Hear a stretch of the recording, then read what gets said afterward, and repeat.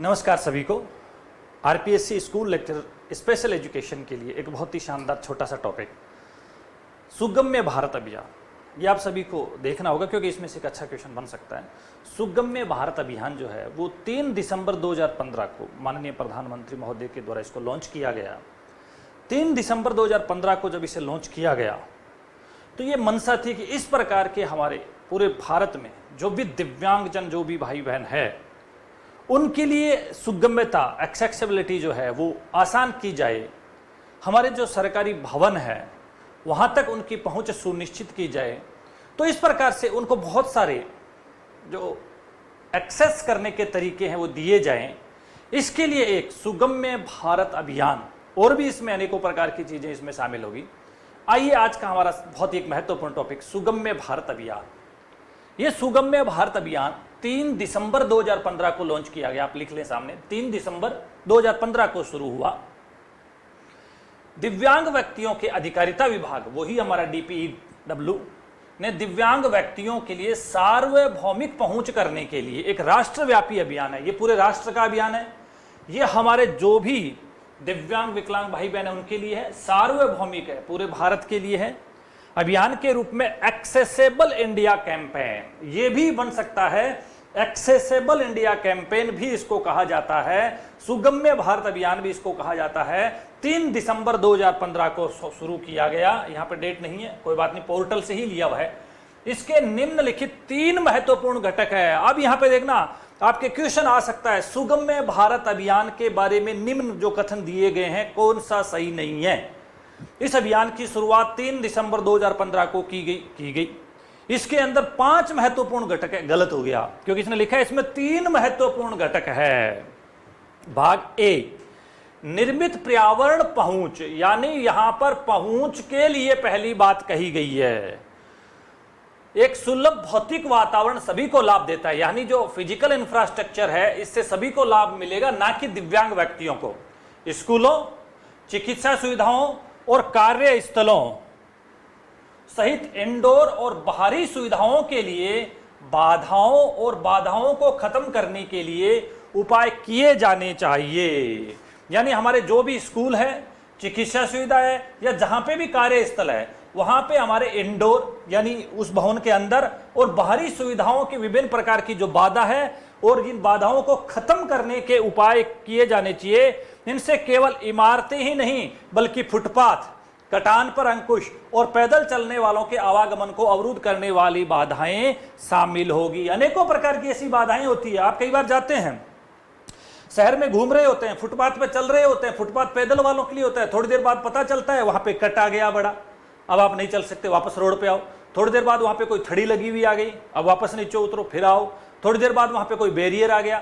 यानी इस प्रकार के, तो आप एक जो दिव्यांग विकलांग भाई बहन है जो ट्राईसाइकिल से अगर उस फुटपाथ पे जाना चाहे तो फिर कहां उतरे, वहां तो कट आ गया, वहां तो थड़ी लगी हुई है, वहां तो कुछ और है। यानी ये सारा एक्सेस अच्छे से कर पाए, इसके लिए ये सुगम्य भारत अभियान। तो इसके अंदर ये था कि सबसे पहले निर्मित पर्यावरण पहुंच जो है, इसके अंदर हम स्कूलों, चिकित्सा सुविधाओं और कार्यस्थलों पे जो भी हमारी इंडोर और आउटडोर दोनों है, इंडोर भी है और आउटडोर भी है, बाहरी सुविधाएं, ध्यान रखना इंडोर प्लस आउटडोर दोनों इसमें शामिल है। उद्देश्य एक इसका क्या रखा है, सुलभ सरकारी भवनों के अनुपात को बढ़ाना। बहुत ही शानदार, सुलभ सरकारी भवनों के अनुपात को बढ़ाना, यानी हमारे जो भी सरकारी भवन है उन सरकारी भवनों में इस प्रकार से सुलभता को बढ़ाना। इसने कहा कि यह उद्देश्य नंबर 1 है। इसका लक्ष्य नंबर देखिए, कम से कम 25 से 50 सबसे महत्वपूर्ण सरकारी भवनों के अभिगम्यता ऑडिट का संचालन करना। यानी यहां पे जो है एक्सेसिबल ऑडिट यहां इन भवनों की होनी चाहिए। इन भवनों की ऑडिट अगर होगी तो यहां पे अच्छे से ये भवन तैयार हो जाएंगे और जिन्हें चयनित लगभग 50 शहरों में पूरी तरह से सुलभ भवनों में परिवर्तित करना होगा। यानी इस प्रकार से इन्होंने ये दिया है कि हम इस प्रकार से इसकी ऑडिट करेंगे और इस ऑडिट के माध्यम से लगभग 50 शहरों में हम पूरी तरह से सुलभ भवन जो है वो बनाएंगे। तो यहाँ पे 25 से 50 सबसे महत्वपूर्ण सरकारी भवन लिए हैं शहर के। कम से कम कितने, इन 50 शहरों के, कितने शहरों के, 50 शहरों के कितने भवन, 25 से लेकर 50। डाटा ध्यान रखना, आजकल देखना फर्स्ट ग्रेड का पेपर हुआ है, ऐसे ही क्वेश्चन पूछे जा रहे हैं। 25 से 50 तो महत्वपूर्ण सरकारी भवन होंगे। कितने शहरों के? 50 शहरों के। राष्ट्रीय राजधानी यानी किसी भी राज्य की राजधानी या राष्ट्रीय राजधानी, यहां पे दिल्ली का है, राष्ट्रीय राजधानी के सभी सरकारी भवनों और सभी राज्यों की राजधानियों को पूरी तरह से सुलभ इमारतों में परिवर्तित करना। यानी राजधानी चाहे राष्ट्रीय हो चाहे राज्यों की राजधानी हो, वहां पे जो भी सरकारी भवन होंगे उनको सुलभ इमारतों में परिवर्तित किया जाएगा। और इसके अलावा कुछ कुछ जो है 50 शहरों के जो है 25 से 50 महत्वपूर्ण सरकारी भवनों की अभिगम्यता ऑडिट का संचालन किया जाएगा। सरकारी भवनों के 50% की ऑडिट का संचालन करना और उन्हें 10 सबसे महत्वपूर्ण शहरों और कस्बों में पूरी तरह से सुलभ भवनों में परिवर्तित करना। यानी हम जो 50% सरकारी भवनों की ऑडिट कर रहे हैं, उसके बाद 10 सबसे महत्वपूर्ण शहर या कस्बे जो भी सुगम्य भारत में लिए जाएंगे, उन भवनों को सुलभ भवनों में परिवर्तित करना। और राज्य उन लोगों के अलावा जो पहले से ही लक्ष्य 1.1 और 1.2 से ऊपर के हैं, इनके लिए भी विभिन्न प्रकार के काम करेगा। आपने देखा होगा, आप जाके देखना, जब भी आप किसी बड़ी सरकारी भवन में, मान लीजिए शासन सचिवालय में जाते हो, विधानसभा में जाते हो, बड़े ऑफिसों में जाते हो, तो वहां पे ऑलरेडी इनके लिए संकेत चिन्ह होते हैं, संकेत चिन्ह लगे हुए होते हैं, प्लस नीचे फर्श पे भी इनके लिए अलग से टाइल होती है, येलो कलर की और खुरदरी टाइल होती है। चढ़ने के लिए अलग से रैंप होता है, रैंप के सारे हैंड रेल्स यानी सीढ़ियां पकड़ के चढ़ने की वो चीज होती है।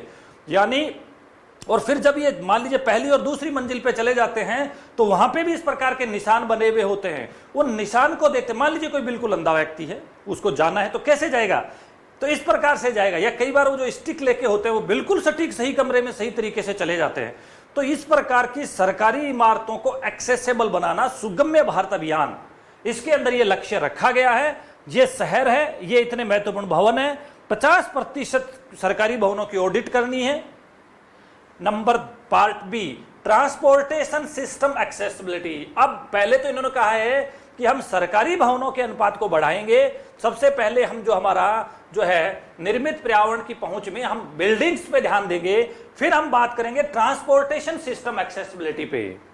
स्वतंत्र जीवन के लिए परिवहन एक महत्वपूर्ण घटक है और समाज के अन्य लोगों की तरह पीडब्ल्यूडी एक स्थान से दूसरे स्थान पर जाने के लिए परिवहन सुविधाओं पर यह निर्भर होते हैं। परिवहन शब्द में हवाई यात्रा, बसें, टैक्सी और रेलगाड़ी शामिल है। देखिए परिवहन में किसको शामिल किया है? फ्लाइट को भी शामिल किया है, बसें तो है ही है, टैक्सी भी है और साथ साथ में रेलगाड़ी भी है। इनकी जो सुगम्यता यहां पे होनी चाहिए। उद्देश्य 2, सुलभ हवाई अड्डों का अनुपात बढ़ाना। अब इनमें जो ट्रांसपोर्टेशन में क्या कहा है कि सबसे पहले हवाई अड्डों का हम अनुपात बढ़ाएंगे। एक हवाई अड्डा सुलभ है, अगर दिव्यांगता वाले व्यक्ति को इसमें प्रवेश करने में कोई बाधा नहीं हो, सभी सुविधाओं का उपयोग करते हुए और हवाई जहाज से बोर्डिंग और डिसबार्किंग ये सारा वो आसानी से कर सके। यह निर्मित वातावरण, सतहों, कदमों, रैंप, गलियारों, प्रवेश के तरीकों, आपातकालीन निकास, पार्किंग के साथ साथ इंडोर आउटडोर सुविधाओं सहित प्रकाश व्यवस्था, साइनेज लगे होना, अलार्म सिस्टम, शौचालय को कवर करता है। यानी ये सारी की सारी चीजें हवाई अड्डों पे इस प्रकार की होनी चाहिए। आजकल आपने देखा होगा ऐसे लोगों के लिए CWSN शौचालय भी अलग होता है, तो ये भी इसमें कहा गया कि इनके लिए शौचालय भी अलग से होना चाहिए। आजकल सभी सरकारी भवनों में CWSN शौचालय की अनिवार्यता की जा रही है। लक्ष्य क्या है? सभी अंतर्राष्ट्रीय हवाई अड्डों की पहुंच योग्यता ऑडिट करना, यानी सभी अंतर्राष्ट्रीय हवाई अड्डों की पहुंच योग्यता ऑडिट करना और उन्हें पूरी तरह से सुलभ अंतर्राष्ट्रीय हवाई अड्डों में परिवर्तित करना। देखिए अंतर्राष्ट्रीय हवाई अड्डे जैसे दिल्ली का है, जयपुर का है, बेंगलुरु का है, पुणे का, ये अंतर्राष्ट्रीय हवाई अड्डों की ऑडिट करना, यानी सुगम्य भारत में देखना कि इन हवाई अड्डों पे किसी भी प्रकार की कोई दिक्कत तो नहीं आ रही है इन लोगों को। दूसरा, सभी घरेलू हवाई अड्डों की पहुंच क्षमता ऑडिट आयोजित करना और उन्हें पूरी तरह से सुलभ हवाई अड्डों में, यानी चाहे अंतर्राष्ट्रीय हवाई अड्डा हो और चाहे घरेलू हवाई अड्डा हो, दोनों की ऑडिट करना और पूरी तरह से उन्हें सुलभ बनाना। किनके लिए? इन दिव्यांग व्यक्तियों के लिए। उद्देश्य 3 क्या रखा है? उद्देश्य 3 है सुलभ रेलवे स्टेशनों के अनुपात को बढ़ाना। क्या लक्ष्य है? यह सुनिश्चित करना कि A1, A और B देश के रेलवे स्टेशनों को दिसंबर 2018 तक, अंडरलाइन करना बहुत इंपॉर्टेंट बात आ रही है, इन्होंने टारगेट दिया है क्योंकि 3 दिसंबर 2015 को जब चला तो इन्होंने लगभग 3 साल का टारगेट दिया कि दिसंबर 2018 तक पूरी तरह से सुलभ रेलवे स्टेशनों में बदल दिया जाएगा। यानी अब यहां पे जो है कौन से A1, A और B, ये 3 कैटेगरी के देश के जो भी रेलवे स्टेशन होंगे उनको पूरी तरह से इसमें बदल दिया जाएगा और यह सुनिश्चित करना कि देश के 50% रेलवे स्टेशन पूरी तरह से सुलभ रेलवे स्टेशनों में बदल दिए जाएं। अब यहां पे विशेष तौर से देखना, यहां पे भी इन्होंने 50% रेलवे स्टेशन लिखा है, यह विशेष तौर से इंपॉर्टेंट बात है। तो इसको भी आपको ध्यान रखना होगा कि यहां पे भी सुनिश्चित करना है कि देश के 50% रेलवे स्टेशन जो है उनको भी इस प्रकार से इसमें चेंज करना है। सुलभ रेलवे स्टेशन बनाने हैं कितने? 50%। और A1, A और B इन देश के रेलवे स्टेशनों को दिसंबर 2018 तक हम सुगम्य बना देंगे। उद्देश्य 4 क्या है? सुलभ सार्वजनिक परिवहन के अनुपात को बढ़ाना। तो जो उद्देश्य हमारा जो 2 था वो था सुलभ हवाई अड्डों का अनुपात, उद्देश्य 1 था सुलभ सरकारी भवनों का अनुपात, उद्देश्य 2 है सुलभ हवाई अड्डे, उद्देश्य 3 है सुलभ रेलवे स्टेशन, उद्देश्य 4 है सुलभ सार्वजनिक परिवहन के अनुपात को बढ़ाना। और कब तक? ध्यान देना, बहुत अच्छे इंपॉर्टेंट फैक्ट्स आ रहे हैं। यह सुनिश्चित करना कि देश में 25% सरकारी स्वामित्व वाली सार्वजनिक परिवहन वाहक मार्च 2019 तक पूरी तरह से सुलभ वाहक में परिवर्तित हो जाए। देखिए वहां पे हवाई अड्डों के लिए जो है वो कोई टारगेट नहीं था, ये रहा, कोई टारगेट नहीं है। रेलवे स्टेशनों के लिए टारगेट है दिसंबर 2018 और सार्वजनिक परिवहन के लिए टारगेट है मार्च 2019। कितना शानदार क्वेश्चन, अच्छा सा कूट के रूप में या कैसे भी मिल सकता है। रेलवे स्टेशनों को कब तक सुगम्य बनाना है, टारगेट इसमें नहीं दे रखा, कोई डेट नहीं दे रखी। इन्होंने कहा कि रेलवे स्टेशनों को हमें जो बनाना है वो दिसंबर 2018 तक बनाना है। कौन से रेलवे स्टेशनों को? A1, A और B को। कितने प्रतिशत रेलवे स्टेशनों को पूरी तरह से सुलभ रेलवे स्टेशन में? देश के 50% रेलवे स्टेशनों को। और यहां पे सभी अंतरराष्ट्रीय हवाई अड्डों और सभी घरेलू हवाई अड्डों की पहुंच सुलभ करना। यहां कोई प्रतिशत भी नहीं दे रखा है, हवाई अड्डों के मामले में कोई प्रतिशत नहीं है और कोई डेडलाइन नहीं है। रेलवे स्टेशनों के मामले में प्रतिशत 50% और यहां पे डेडलाइन भी है। इसी प्रकार से सुलभ सार्वजनिक परिवहन में जो पहले हवाई अड्डों में 50 था, ये 25 हो गया है और यहां डेट मार्च 2019 तक पूरी तरह से सुलभ वाहक में परिवर्तित हो जाने चाहिए, ये यहां पे डेडलाइन आई है। भाग सी क्या कहता है? भाग सी जो तीसरा है, सूचना और संचार इकोसिस्टम अभिगम्यता। अब सूचना और संचार का जो इकोसिस्टम है वो भी एक्सेसिबल होना चाहिए। कैसे? सूचना तक पहुंच समाज के सभी वर्गों के लिए समान अवसर पैदा करती है। सूचना तक पहुंच सभी व्यक्तियों को संदर्भित करता है। लोग अपने दैनिक जीवन के बारे में निर्णय लेने के लिए विभिन्न प्रकार की जानकारियों का उपयोग करते हैं। यह मूल्य टैग पढ़ने में सक्षम होने, शारीरिक रूप से एक हाल में प्रवेश करने, किसी कार्यक्रम में भाग लेने, स्वास्थ्य संबंधी जानकारी को एक साथ एक पुस्तिका पढ़ने, ट्रेन समय सारणी को समझने या वेब पेज को देखने जैसी क्रियाओं से लेकर हो सकता है कि ये सूचना और संचार की जो चीजें हैं, हम किसी भी प्रकार का मूल्य का कोई टैग लगा हो उसको पढ़ सकते हैं, वेबसाइट को पढ़ सकते हैं, किसी भी प्रकार की स्वास्थ्य संबंधी कोई जानकारी है उसको पढ़ सकते हैं, किसी प्रवेश हॉल के अंदर जा सकते हैं। अब बुनियादी ढांचे के सामाजिक बाधाओं को नहीं, अब बुनियादी ढांचे के सामाजिक बाधाओं को नहीं होना चाहिए और दुर्गम प्रारूप दैनिक जीवन में जानकारी प्राप्त करने और उपयोग करने के तरीकों में खड़े होते हैं। तो इस प्रकार से वो अब आपकी सूचना और संचार इकोसिस्टम है वो भी अब आपका मजबूत होना चाहिए। कुल मिला के विभिन्न प्रकार के कोई वेब पेज है, कोई टैग है, विभिन्न प्रकार के कोई स्वास्थ्य संबंधी जानकारी है, ट्रेन की समय सारणी है, कोई वेब पेज है, कोई इंटरनेट है, कोई मोबाइल है, कोई व्हाट्सएप है, ये सारी चीजों को वो एक्सेस कर पाए। उद्देश्य 5, अंतरराष्ट्रीय स्तर पर मान्यता प्राप्त सुलभता मानकों को पूरा करने वाले सुलभ और उपयोगी सार्वजनिक दस्तावेजों और वेबसाइटों के अनुपात में वृद्धि।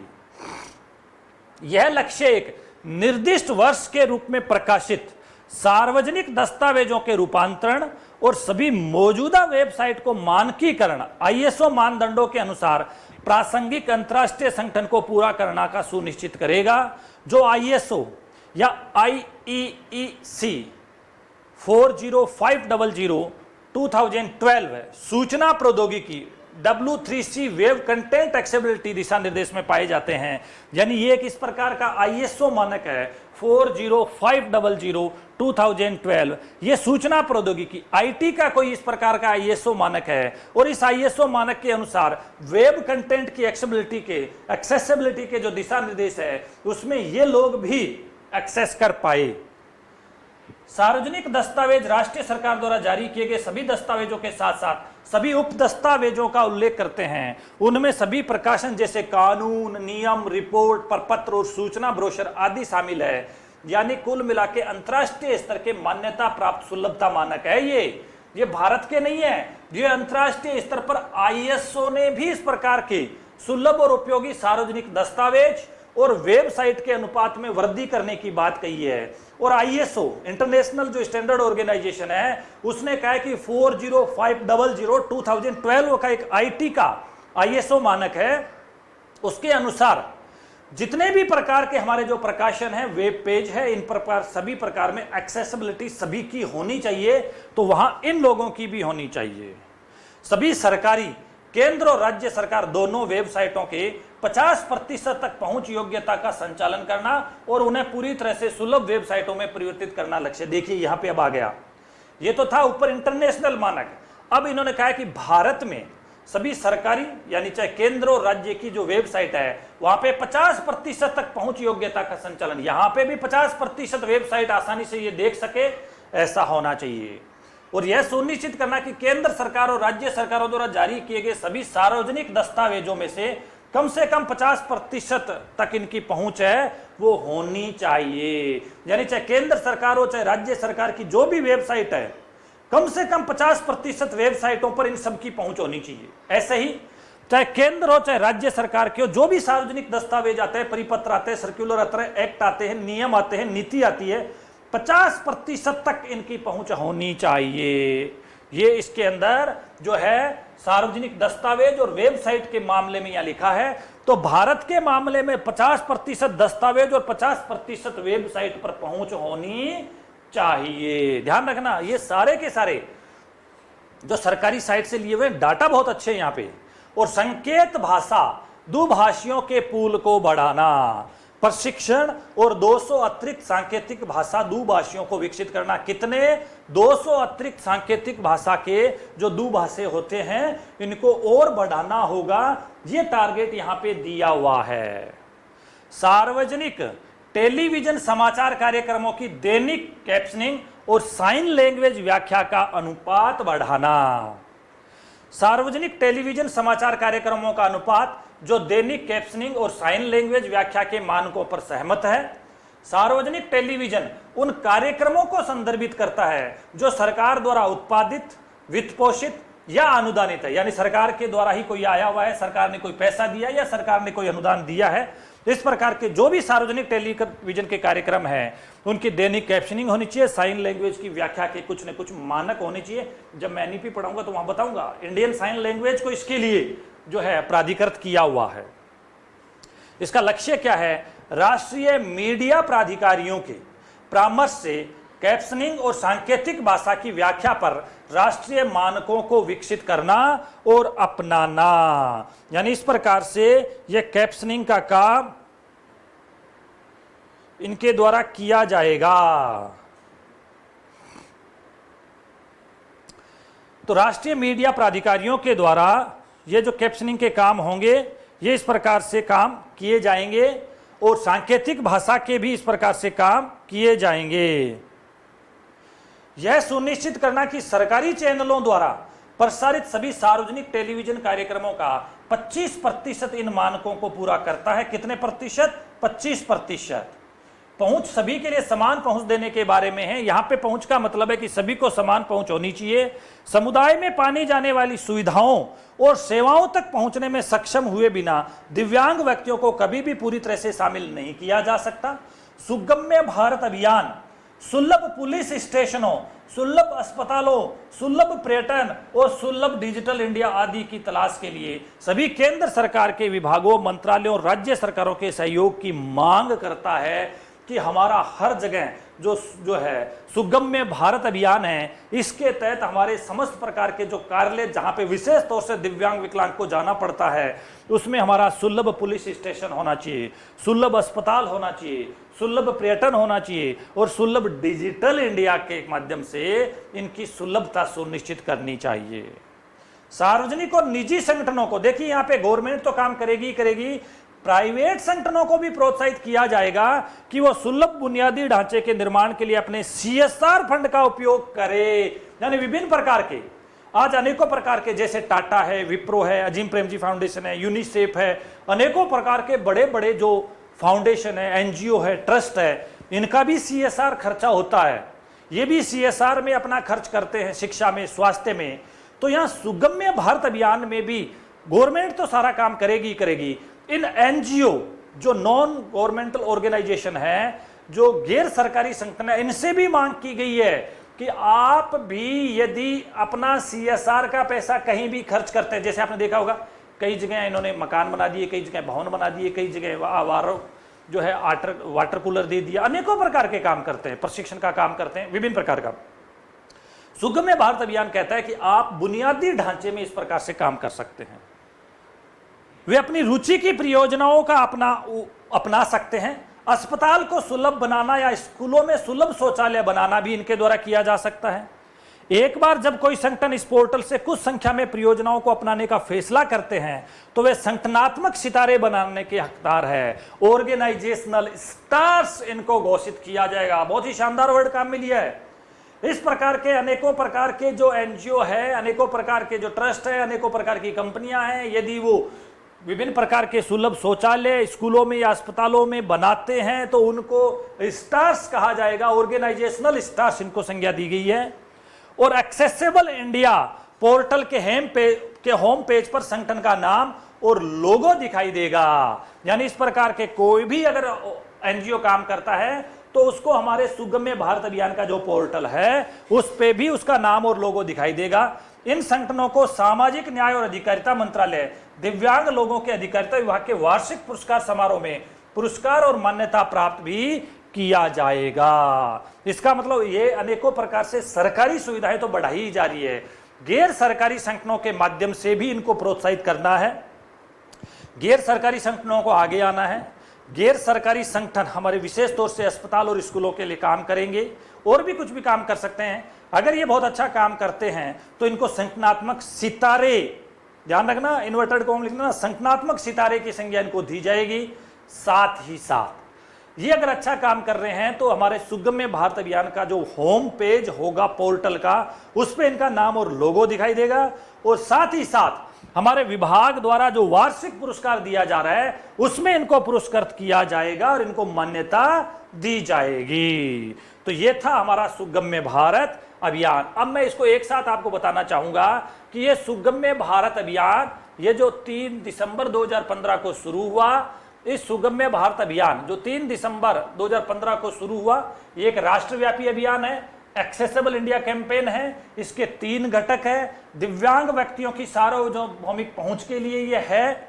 इसके अंदर जो 3 घटक है, पहला घटक, क्वेश्चन आ जाए कि सुगम्य भारत अभियान का निम्न में से कौन सा घटक नहीं है, तो कितने घटक है? 3। तो कितना अच्छा ऑप्शन बनेगा, 3 तो है, वो दे देगा एग्जैक्ट। चौथा वो कुछ भी लिख देगा, जो कुछ भी लिख देगा वही तो आपको छांटना है। तो 3 कौन कौन से हैं, पहले ये देख लीजिए।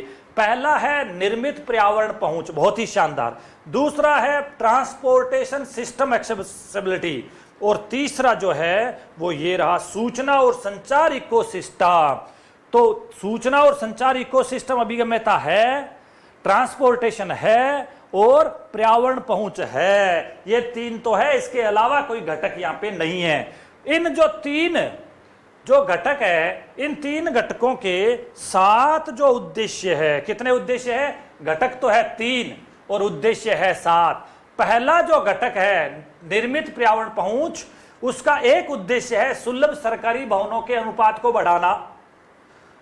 दूसरा जो ट्रांसपोर्टेशन सिस्टम एक्सेसिबिलिटी है, उसका उद्देश्य नंबर 2, 3 और 4, यहां पे इसके 3 उद्देश्य है। सुलभ हवाई अड्डों का अनुपात बढ़ाना, सुलभ रेलवे स्टेशन का अनुपात बढ़ाना और सुलभ सार्वजनिक परिवहन के अनुपात बढ़ाना। मान लीजिए मैं आपको क्वेश्चन दूं कि सुगम्य भारत अभियान के घटक नंबर 2 ट्रांसपोर्टेशन सिस्टम एक्सेसिबिलिटी का निम्न में से कौन सा उद्देश्य नहीं है? तो भाई साहब इसके 3 उद्देश्य तो स्पष्ट है, हवाई अड्डे, रेलवे स्टेशन और सार्वजनिक परिवहन। चौथा वो कुछ भी लिख दे, तो इसके 3 है। और जो तीसरा घटक है सूचना और संचार प्रौद्योगिकी, इसके भी 3 घटक है। सेम वही क्वेश्चन इसका बन सकता है। इसके 3 घटक में पहला है अंतरराष्ट्रीय स्तर पर मान्यता प्राप्त, यानी अंतरराष्ट्रीय स्तर पर मान्यता प्राप्त सुलभता मानकों को पूरा करने वाले सुलभ और उपयोगी सार्वजनिक दस्तावेज और वेबसाइट के अनुपात में वृद्धि करना, संकेत भाषा दुभाषियों के पूल को बढ़ाना, 200 नए लोग लेना, और सार्वजनिक टेलीविजन समाचार कार्यक्रमों की दैनिक कैप्शनिंग और साइन लैंग्वेज व्याख्या का अनुपात बढ़ाना। तो ये इस प्रकार से सुगम्य जो भारत अभियान है, ये बहुत ही इंपॉर्टेंट अभियान है आप लोगों के लिए। इसको 100% बहुत अच्छे से आप देख लें। इसका अच्छा क्वेश्चन जो है हमारे लिए एक बन सकता है। और इसके अंदर ये सुगम्य भारत अभियान, इसको हमारा वही दिव्यांगजन सशक्तिकरण जो है वही डिपार्टमेंट इसको चलाता है। 3 घटक मैंने इसको बताए, विभिन्न प्रकार की जो चीजें हैं वो इसके साथ जुड़ी हुई है। इसलिए एक बहुत ही इंपॉर्टेंट आपके लिए ये सुगम्य भारत अभियान, एक छोटा सा टॉपिक लेकिन बहुत इंपॉर्टेंट टॉपिक। आज इसके साथ साथ आपको डॉक्टर MR भादु एजुटेक ऐप पे ही राष्ट्रीय विकलांगजन नीति 2006 का वीडियो भी मिलेगा। Thank you.